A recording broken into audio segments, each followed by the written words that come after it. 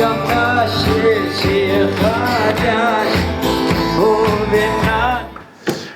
Aleichem, everybody. We are here to talk about tefillah, prayer.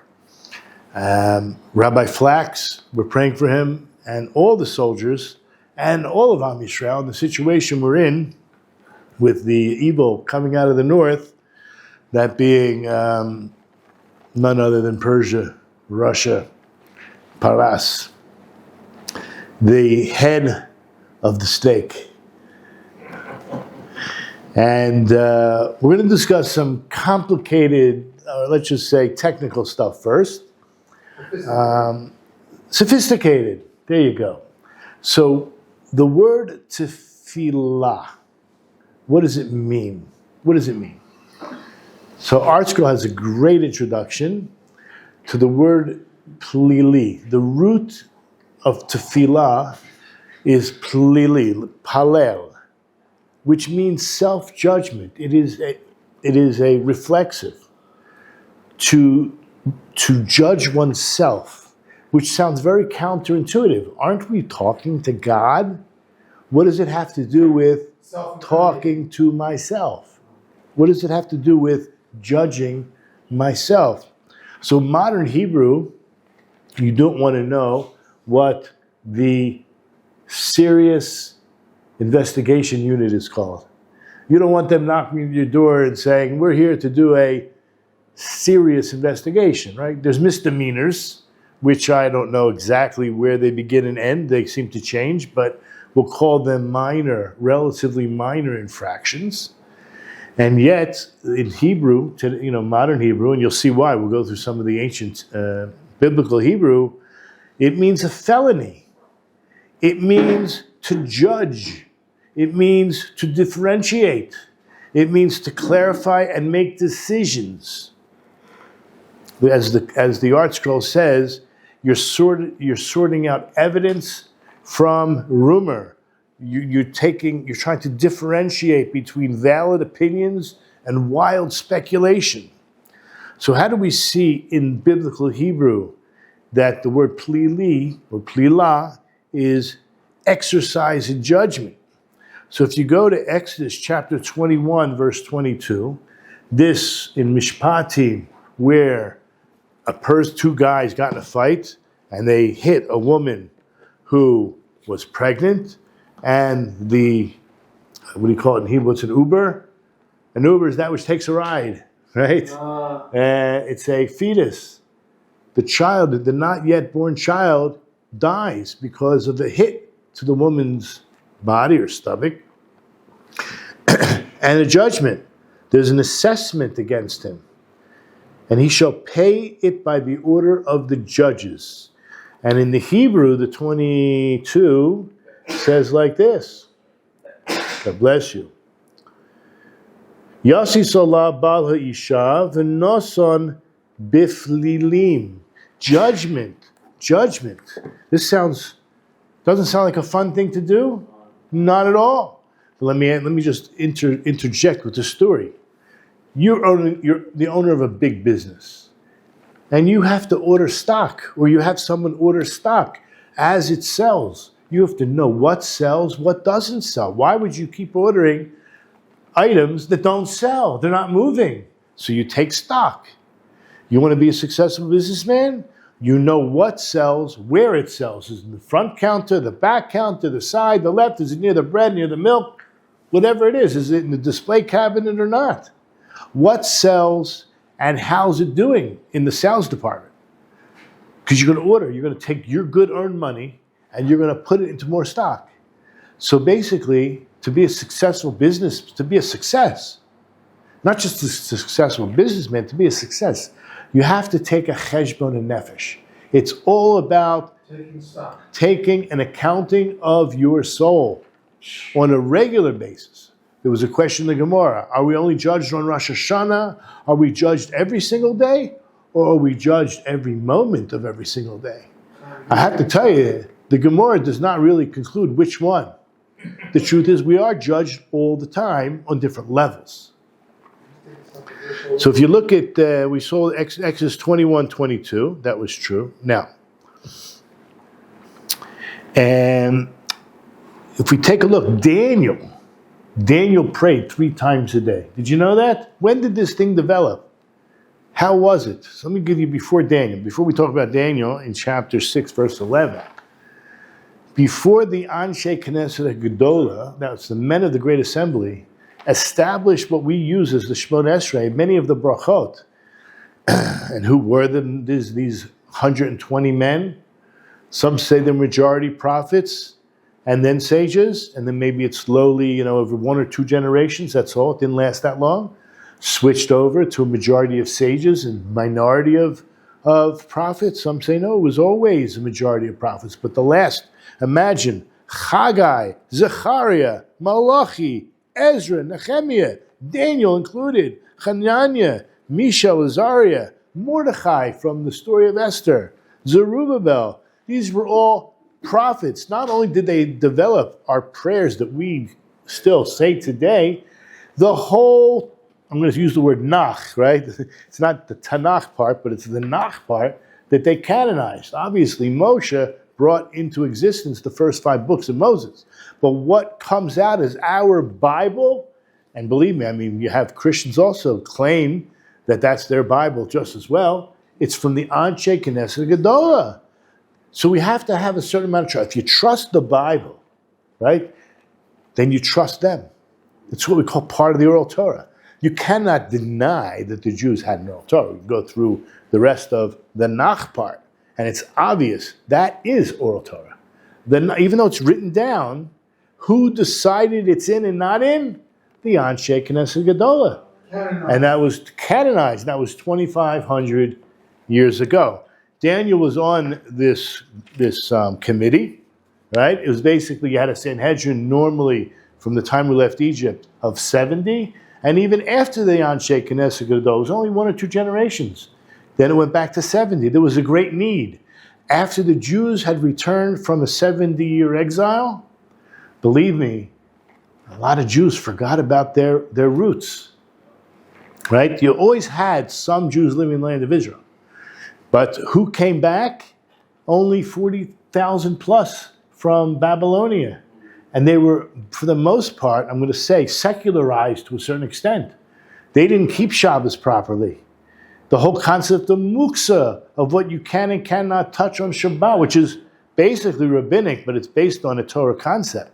You have to prepare before Shabbat. That's a Torah concept. But the idea of muksa, and so many of the laws of muksa, was developed by this group of people on the way back, right? They realized, wow, they're watching people crush grapes on Shabbat, bringing things in and out of the gates of Yerushalayim, out of the gates of their cities, right? Doing business on Shabbat. And so they, what's the word? Knuckled down. They really, got a little bit strict with the condition that as the Jews started to accept Shabbos like they had 70 years prior, they would slowly lift a lot of these strict rules. Muksa, the first year that they established Muksa, you almost couldn't touch anything, right? It was basically everything except eating utensils. And then they slowly were more lenient, because you cannot have a Beis Din override a previous Beis Din, unless they were greater in wisdom and in number. Unless the Beis Din that makes the rule to begin with says we're going to allow later Beis Dins to uproot our edicts when the people are able to chop and get what the lesson was that was supposed to be taught. Look at Daniel chapter 6, verse 11. When Daniel learned that the writing had been inscribed, he went home. He had windows open in his upper story. You know where they were facing? East? No. They were facing west. You know why? Because he was in Babylonia. Right? And so he faced Jerusalem at that place. 3 times a day, he fell to his knees and prayed and gave thanks before his God, exactly as he used to do before this. So the idea of praying 3 times a day was already instituted. Okay, but what was developed and what was it based on? There's a big machlokas. I'm not really sure it's such a big machlokas, but there's a well-known argument Are our prayers 3 times a day based on the invention or the creation by the Avos, Abraham, Yitzchak, Yaakov, or are they parallel to the korbanos? We have the tamid, we have the continuous offering, one in the morning, one in the afternoon, and then of course you have the burning of the leftovers in the evening, and of course then you have Musaf on Shabbos and holidays. So these prayers, how it worked originally, before the Anshe Knesset Gedolah, people just prayed. They knew what to pray. What does that mean? Back to the judgment. They knew what was important. They knew what was crucial. And as we get further away from Sinai, we lose it a little bit. Then we had a gullus, an exile. So when you look at the 18, now it's 19 blessings, we're going to talk about that too. What are they? Right? Okay, we have a formula. First it's praise, then it's requests, and then it's thanksgiving. But what is it about the requests? Well, we're going to see, I have to go back to the idea how it's judgment, self-judgment, or cheshbon or nefesh, taking an accounting of the soul, finding out what's important. That these are the 13 focuses. These are things that one should focus on. This is what is important. And it's amazing that it's 13. 13 is a magic number in Judaism. I just want to go back after I mentioned that it's about really focusing on what's important. So let's say in 12-step recovery programs, they claim, and I think rightfully so, there's no way one can recover from any kind of addiction unless you're brutally honest with yourself. Rabbi Twersky wrote a book, right? Tshuva, recovery through tshuva, tshuva through recovery. It's really one and the same. We are trying to do tshuva, right? We're trying to be balei tshuva, right? Masters of repentance. That halavai, that's what we should be, right? Whether you're born religious or not, we want to. So the only way to do that is to be brutally honest. When I am wrong, when I could do better, when I made a slight mistake, when I made a medium-sized mistake or a big mistake, and how can I rectify it? What do I need to do to rectify it? So it's basically truth is staring you in the eye, right? When you go through the Shemona Esrei, these are the basic principles of Judaism. So what does it have to do with being brutally honest and self-judgment? I want to take you, because we're talking about the word plili, just to hit it home. Look at Rashi in Genesis 48:11. Do I have it here? Yeah. So if I ask you, where is your heart? Because the idea, and I'm going all over the place, we said about korbanos. Korbanot are in the morning and in the afternoon and the evening. So we can see where Daniel got this idea from, right? So, and what about Abraham, Isaac, and Jacob? Each person can tune in to a different frequency. And Avram's frequency was getting up early in the morning. Yitzchak's frequency was somehow working in the field. And Yaakov, as we know, had this dream by the ladder. His frequency seemed to be at night.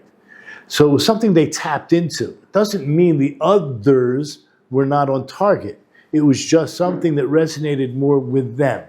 So to say that they invented or created or started this pattern is true. The fact is that God instituted the korbanos, one in the morning, one in the late afternoon, and the rest burning in the evening. So just to get back to this point, what are you doing these 3 times? What are you doing? And I think it was Rabbi Yochanan. Somebody in the Gemara says, halavai, we should be praying all day long. I don't think he means the Shemona Esrei. I think he means self-judgment. Now you have to have some compassion, right? Self-judgment requires a lot of compassion. And we're going to see it here as well. In Isaiah, I'll tell you now, in Isaiah 16 verse 3, but we'll get to it. So going back to Genesis chapter 48 verse 11. So Israel said to Joseph, right? I did not imagine seeing your face, right? He thought Joseph was dead. I didn't imagine seeing your face. And here God has shown me even more. Your offspring. I got to see Menashe and Ephraim. Right? So what does Rashi say? Lo pilalti. That's the words he used. I didn't imagine. So it's not just judgment. It's imagining. Right? Who was that? I could be wrong. John Lennon?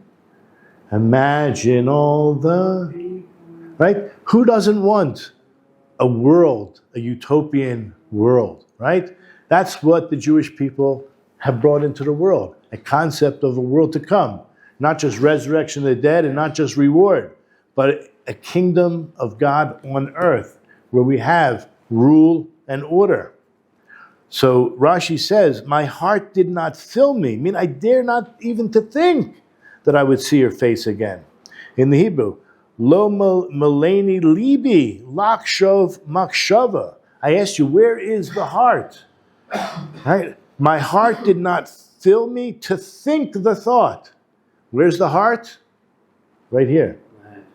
Right here. The thing that thinks. That's why the Torah admonishes us. Don't follow after your heart. Right? So you see that this idea has to do with thinking. And that brings us to Isaiah 16:3.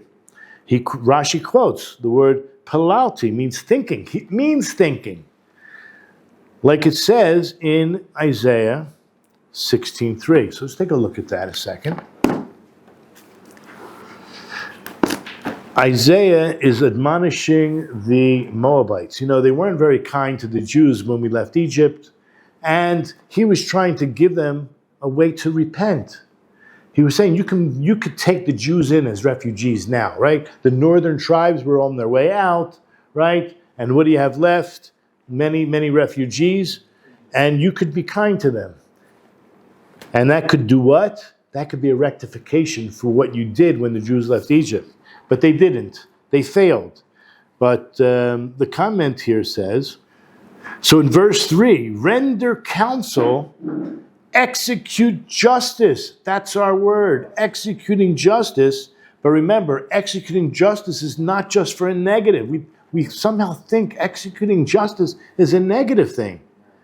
He says, during the noontime, make your shade as dark as the night. Hide the refugees. Do not reveal the wanderer.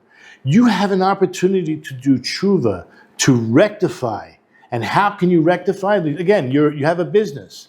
Hey, you've been ordering the wrong things, or you've been paying the wrong price, or you've been dealing with people who don't deliver on time. You could change. You could change. Isn't that amazing? But you cannot change if you're not, I'm going to use the word, executing justice, meaning being brutally honest with yourself. It's very tough. I get it. Trust me, I understand. I'm a human being too. Who wants to look at their face in the mirror every morning and think, man, I have fallen short.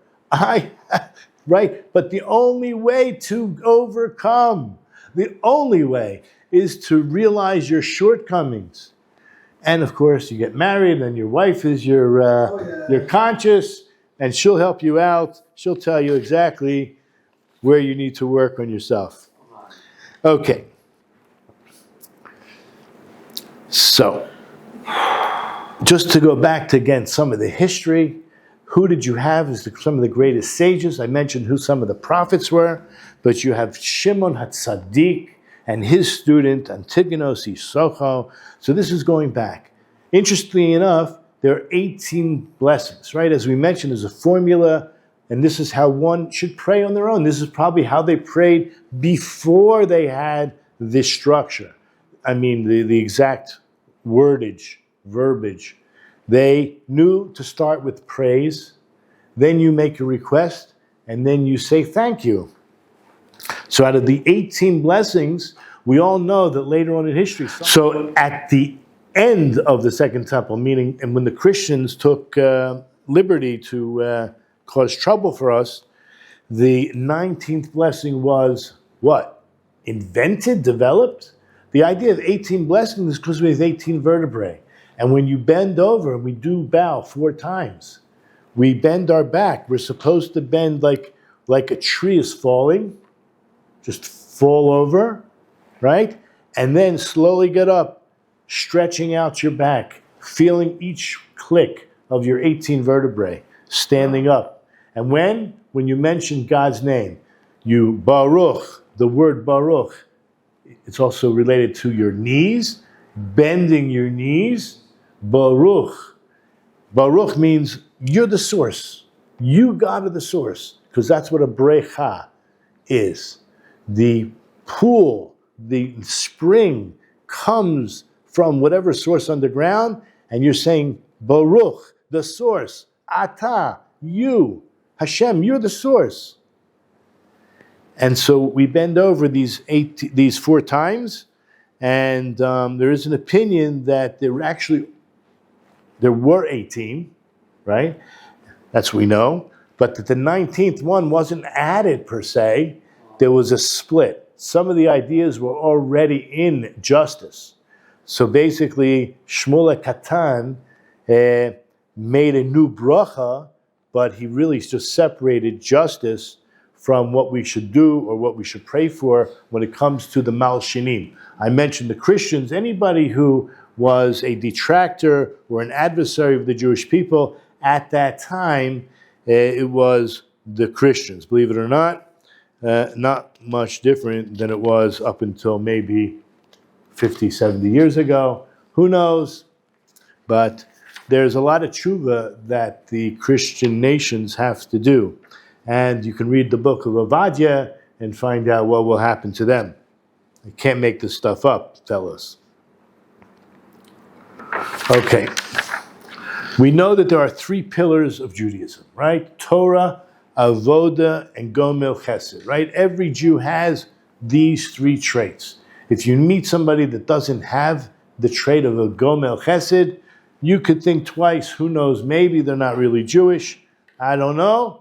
But Torah, Avoda, and Gomel Chesed, and Avoda is going to be the key here. As I mentioned a little bit, so we had the Korbanos, the Tamid offering. Back in the day, in the first temple period, and even before that, basically, the different cities, you had Kohanim, there were watches.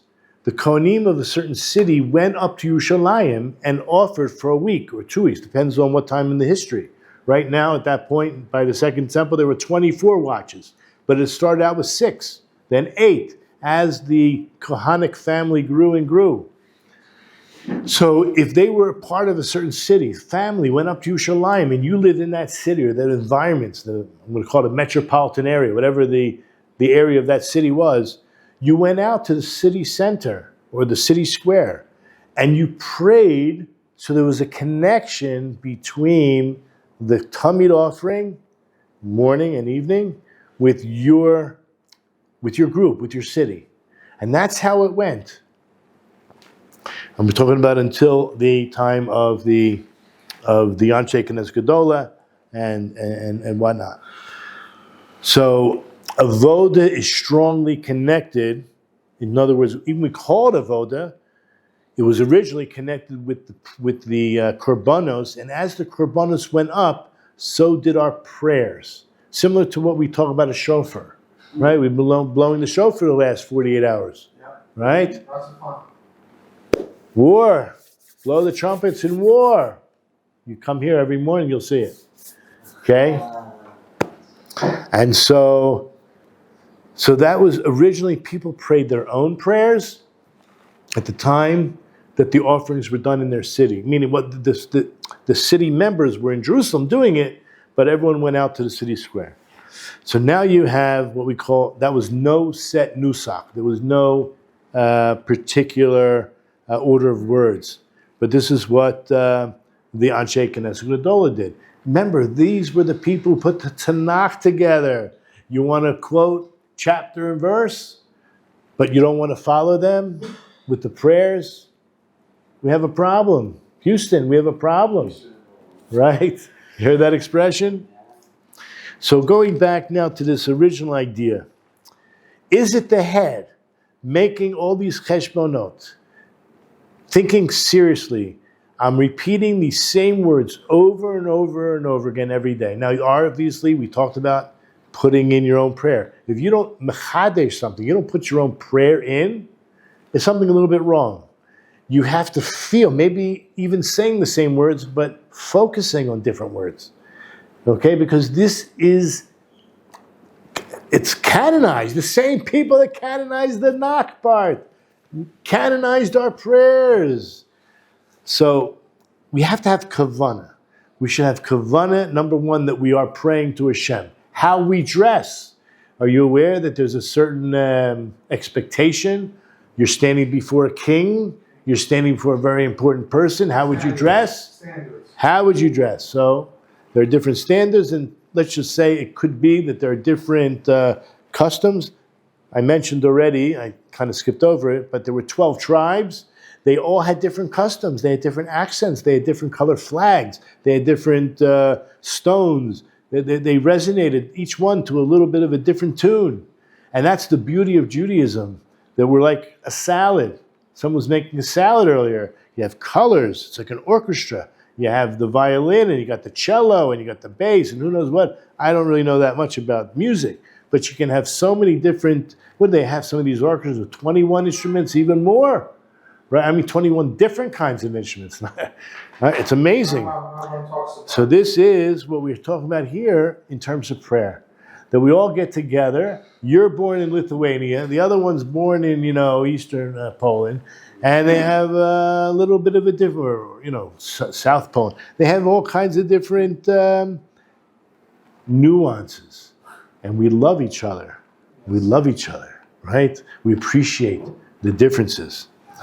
So going back to this idea, yes, it's in the head. It's as if, Rabbi Kellerman spoke about this. Why is it that we need to move our lips? Besides that, it gezeres hakasuv, right? The fact that Dovid Melech is speaking about, I praise you with all my bones, with all my flesh, right? It's not good enough just to be in the mind. It has to come out. He spoke about the way it bothered him. I don't want to, you have to hear it from his mouth.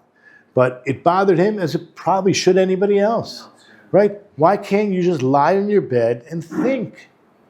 I'm praying to God, just me and him. We're communing, we're united. So one thing that men and women are different. Women, they have the gift of gab. And that's not an insult. There is, statistically speaking, they speak a lot more than men do. It's an obvious fact. It's about the relationship. He speaks about this idea. He could see three women walking down the street. All three are talking at the same time. Right? Why? It's all about the relationship. Somehow or another, moving your lips, which I already expressed, is just the fact that I'm praising God with all my bones. But it's coming from a higher level of atzilut down to an action. Okay? And it's bringing something into the world. But it's more than that. And I have to say it loud enough for myself to hear it. Because I'm talking to myself. I am created in the image of God. Okay? Aren't you created in the image of God? Who am I talking to? God. I'm talking to my higher self. There is no part of God. I'm not a chelek melukai ma'al. Of course I'm a portion of God, but I'm not a separate portion of God. Okay, let's leave that for the Kabbalists, but where does the heart come in? I mentioned this is the heart. But there has to be feeling and emotion, right? The heart, we call it the seat of emotion. We spoke about it. There has to be besimcha. When I witnessed, you'll see this come Elo, the Svaradim, when they do vidoy, they do confession, wow, it changed my whole view of confession. Okay? Confession seemed to me, as an immature young adult, that it's all about pounding your chest and feeling bad. What happened? All of a sudden, I see in Jerusalem, at 1 o'clock in the morning, or whatever, a bunch of holy Yidden, and I see it, obviously you can see it all across the board, but for some reason it was just so obvious by the Svaradim. Besides the fact they say the same words every night, makes it easier. And I like that. Because in the Ashkenazi world, you're like, wow, it's a tongue twister, and you're trying to keep up, and you have no idea, because this is a really high-level Shakespearean Hebrew. Here, it's simple, it's pashut, and it's rhyming, and they sing it, and they're dancing, and they're full of energy, and they're full of joy, and they're loving each other and hugging each other. And I don't see the same thing when I come out of Ashkenazi minyan. Okay, but, so what does it mean? Kavanas halev. Number one, to have intent for words. You absolutely have to. I just tell you, as a Baal Tshuva, when I first came around, they told me, some people told me, don't worry about what it means, just learn Hebrew and say your prayers all in Hebrew. The truth is, there is a concept like that if you don't know the words and you say in Hebrew, it's as if you said it and you get a lot of credit. But as a thinking Baal Tshuva, you come around and you want to know, it's moving. The whole idea is it should move you. Right? It should affect you. When you come out of your Shemona Esrei, when you come out of a shul after prayer, you're actually supposed to be a changed person, a different person. If you say these words, you don't know what it means, you probably are changed. But it's too subtle. It's too hidden. It's not at all recognizable, not to yourself and maybe nobody else. It could take a really long time.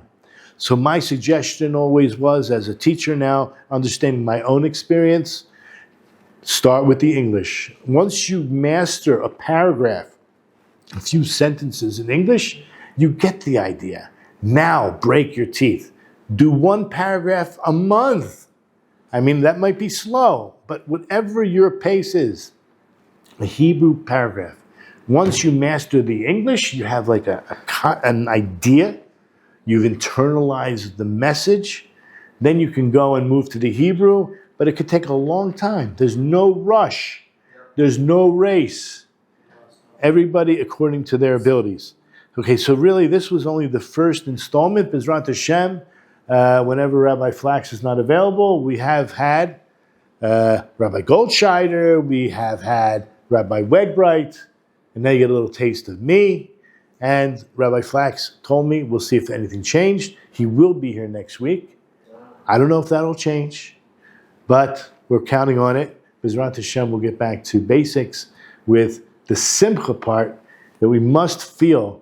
And again, if you're making stock, you're a businessman, and you realize you have been making a mistake, you've been losing money, when you correct that mistake, you should feel some sense of satisfaction and joy. And B'ezrat Hashem, we said you have to take a cheshbon nefesh all the time. Hopefully you'll understand that by davening and using the nusach, that the version that we use, it's assisting you in making your cheshbon nefesh. Yeah. It's assisting you in realizing what's important. Like Mashiach, like resurrection of the dead. Start with Das. The very fact that God even gave me like a jump starter. He granted me enough wisdom where I can move forward. And that's the first of the requests. And of course, Refuah and Davidic dynasty. And it's just beautiful. These, as you learn and go through it, you'll see these are the 13 primal parts of our soul. And B'ezrat Hashem, we'll learn about them as we go further. I wish everyone to be safe, and we will be victorious through achdus, through unity. Mamish, through working on our character, through achdus, true achdus. If we can only overcome the internal Yetzer Hara, we will certainly overcome, as we said in one of my shirim recently, one of the names of the Yetzer Hara is Safoni. Safoni means the northern one, and this is Iran. So B'ezrat Hashem will overcome everything we need to overcome to be victorious. So we'll see you when we see you.